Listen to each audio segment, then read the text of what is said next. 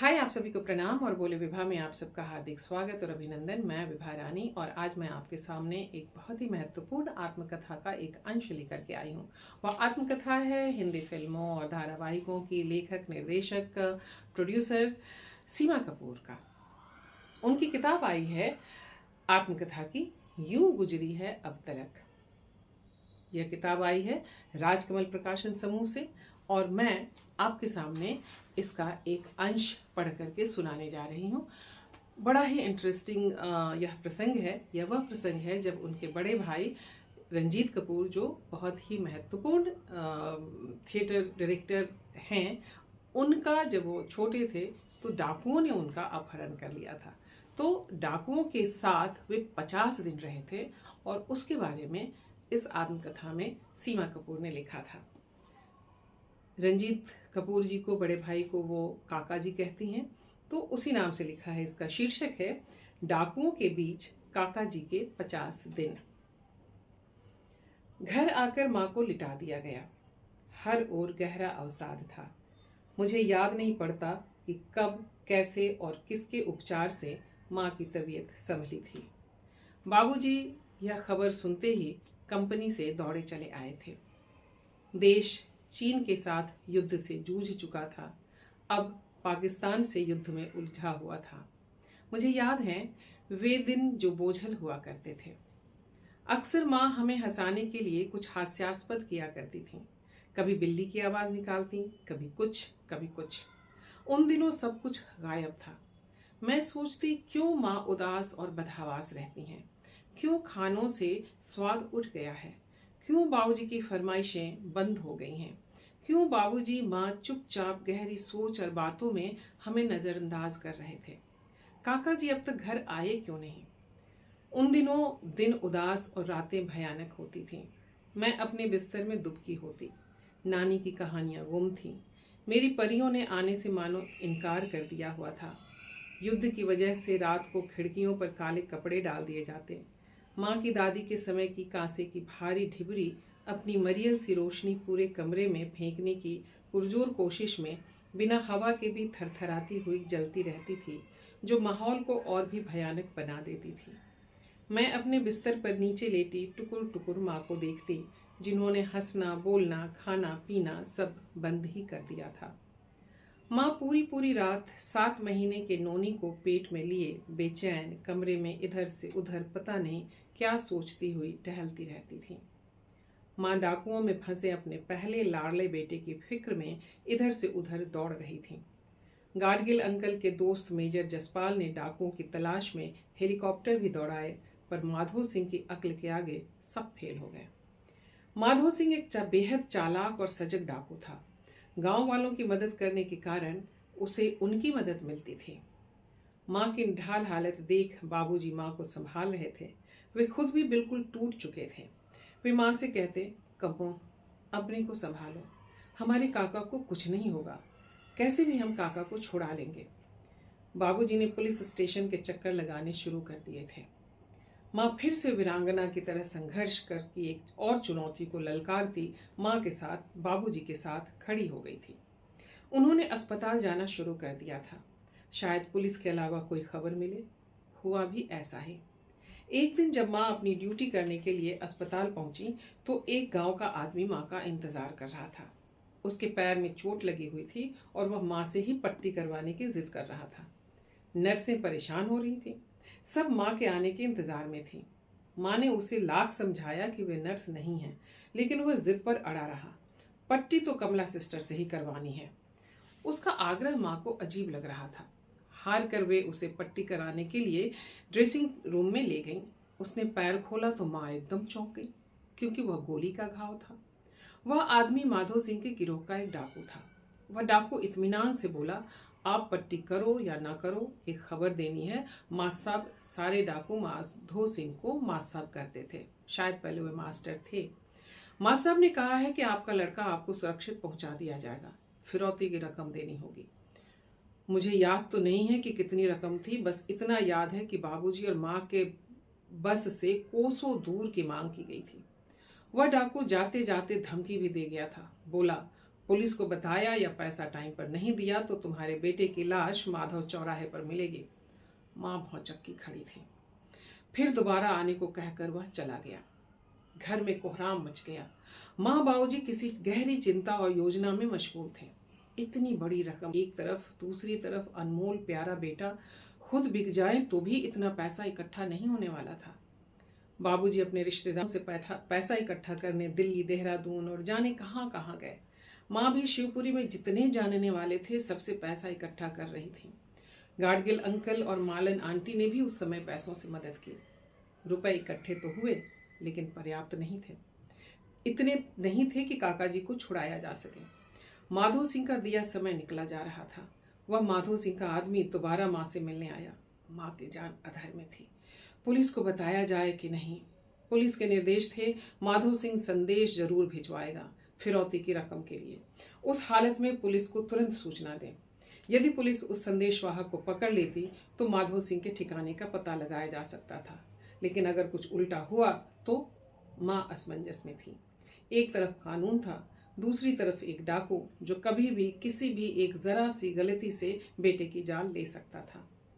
बाबूजी की अनुपस्थिति में पुलिस को कुछ भी नहीं बताने का निर्णय माँ ने लिया। कई बार माँ उन लोगों से मिली जिनके बच्चे अगवा हुए थे। पुलिस से छिपकर सब मुलाकातें होती। डर बना रहता पुलिस के मुखबिर का। सब डरे हुए थे। एक जरा सी चूक बच्चों की जान ले सकती थी। घर पर बाबूजी भी नहीं थे। पैसों के इंतजाम में वे दिल्ली, देहरादून भटक रहे थे। माँ को बस बाबूजी का इंतजार था। उस समय फोन की सुविधा नहीं हुआ करती थी। खास तौर से मध्य वर्ग में तो हर काम पत्र से ही चलता था, जिसकी गति बहुत धीमी होती थी। किसी का कोई भी समाचार 4 दिन में पहुंचता था। एक तरफ देश में युद्ध के कारण सन्नाटा और कर्फ्यू पसरा हुआ था। दूसरी तरफ बाबूजी दिन रात कभी दिल्ली, कभी देहरादून के चक्कर लगाकर रिश्तेदारों के आगे हाथ फैला रहे थे। जिस आदमी ने हमेशा देना सीखा हो उसे किसी के आगे यूं हाथ फैलाते हुए कैसा लग रहा होगा। बाबूजी कुछ ही रुपए इकट्ठा कर सके। कम ही लोगों ने मदद की थी। बाबूजी का उस समय का सबसे बदनाम व्यापार नाटक कंपनी इस असहयोग का कारण थी। उसी समय एक घटना और घटी जिसकी मैं साक्षी हूँ। करेरा शिवपुरी के पास का एक कस्बा है। वहाँ के पत्रकार थे राधेश्याम द्विवेदी। माँ उन्हें दद्दा पुकारती थी। काका जी ने 9वीं 10वीं उन्हीं के पास करेरा में रहकर पढ़ी थी। उन्होंने अपने अखबार में बच्चों के अपहरण की खबर छापी।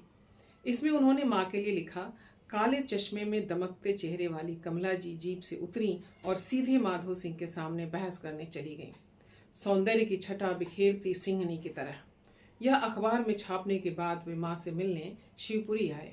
मैंने माँ को इतने गुस्से में कभी नहीं देखा था। दद्दा को दरवाजे से ही माँ ने खदेड़ दिया था। वे बहुत जोर से चिल्लाई थीं। इस तरह की खबर जिससे काका जी का जीवन खतरे में पड़ सकता था, माँ को नागवार गुजरी थी।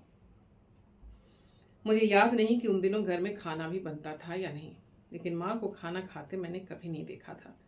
नानी के कहने पर वे 1-2 निवाले जिंदा रहने के लिए खा लेती थी तो खा लेती थी। बाबूजी के आने में देरी होती जा रही थी। डाकुओं की दी गई मियाद की आखिरी तारीख करीब आती जा रही थी। माँ के सामने फिर वही डाकू खड़ा था।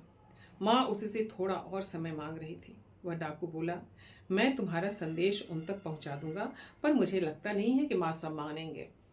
माँ ने खत डाकू को पकड़ा दिया और कहा, इसे माधो सिंह जी को दे देना। सुना है कभी वह भी एक शिक्षक थे, इसे पढ़ लेंगे। माँ ने पत्र में एक राखी का डोरा भी भेजा था। पत्र कुछ इस तरह था, आदरणीय भाई साहब, मैं यह राखी का डोरा भेज रही हूँ।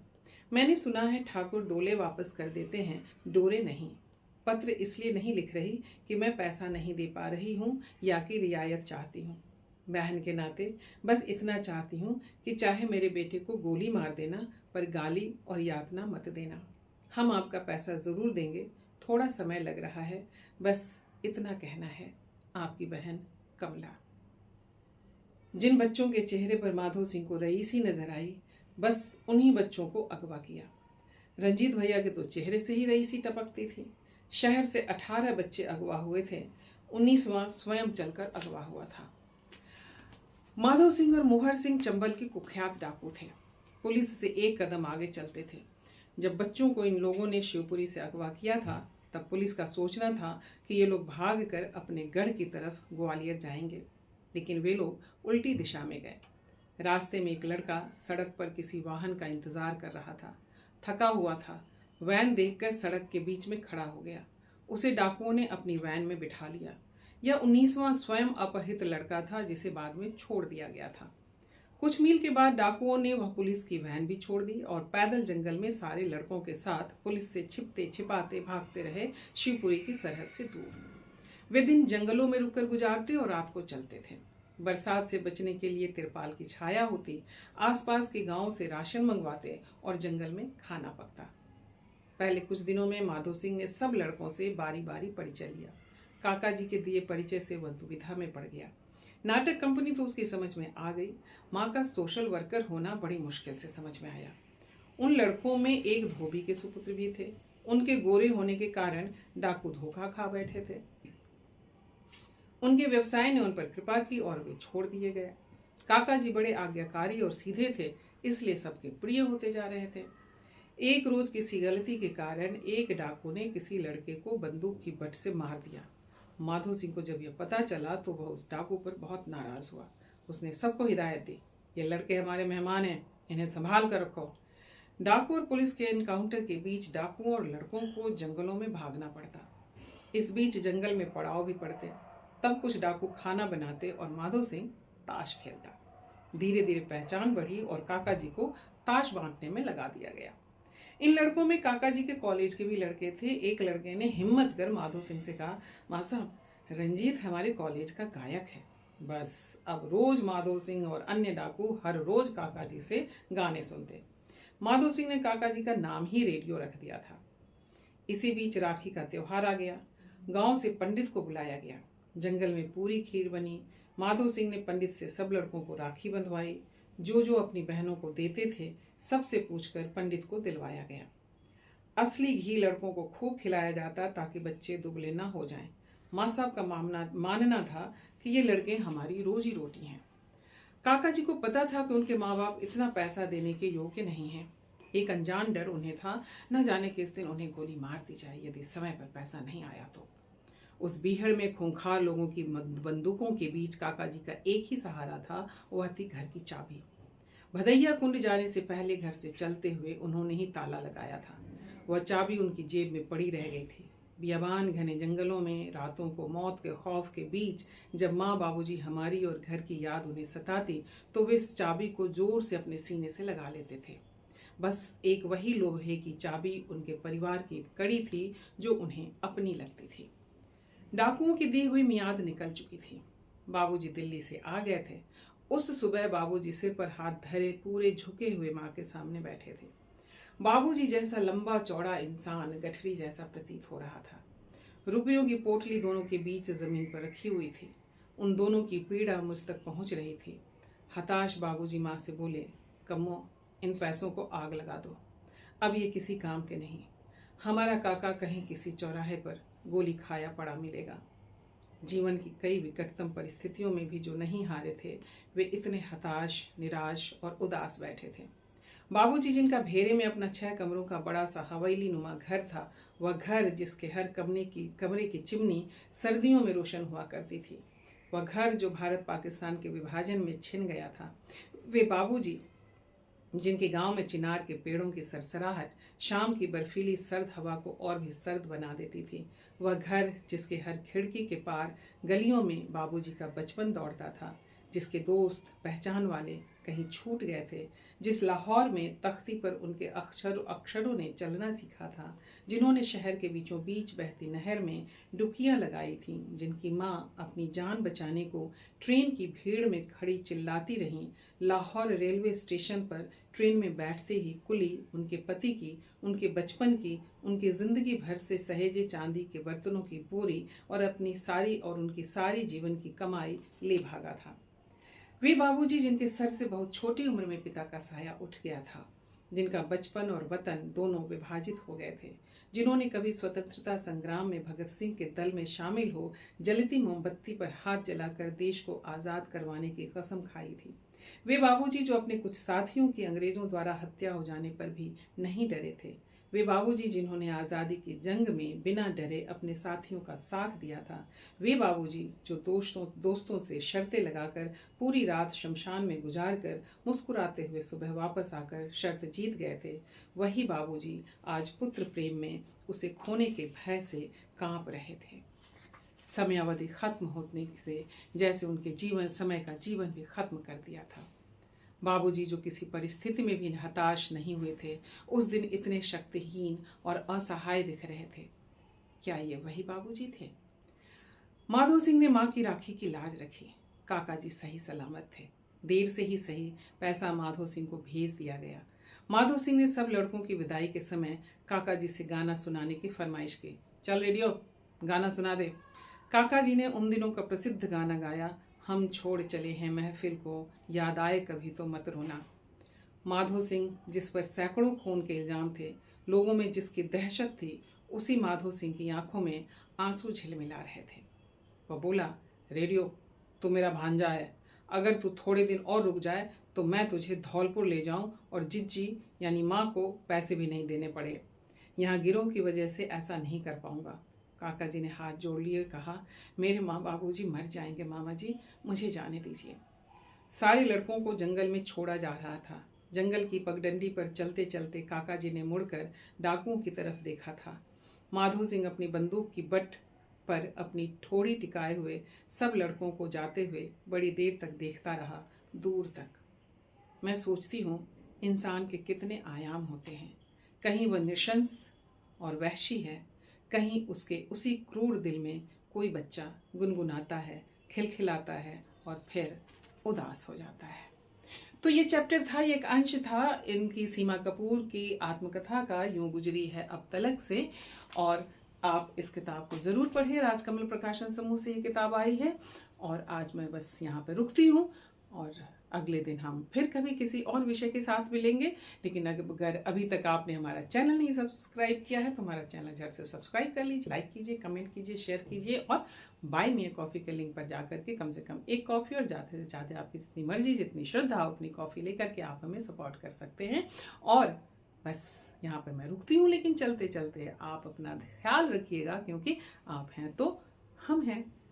प्रणाम, नमस्ते।